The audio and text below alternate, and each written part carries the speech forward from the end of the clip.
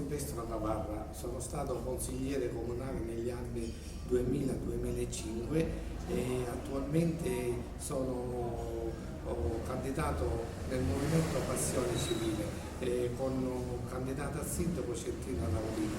Perché ho scelto Cettina Raudino? Perché ha una visione della città, ha un'idea della città, è coerente, è intelligente, è preparata. E io provengo, come voi sapete, cittadini dal PC fino al Partito Democratico, ho scelto il movimento proprio per dissociarmi dalle scelte scellerate che sta compiendo il Partito Democratico assieme al patto per noto, leader, un cittadino abbastanza chiacchierato. Per cui io prego i cittadini di votare la Cettina Raudino, che potrebbe essere il sindaco ideale per la città, una donna per la città, per governare il comune di Noto.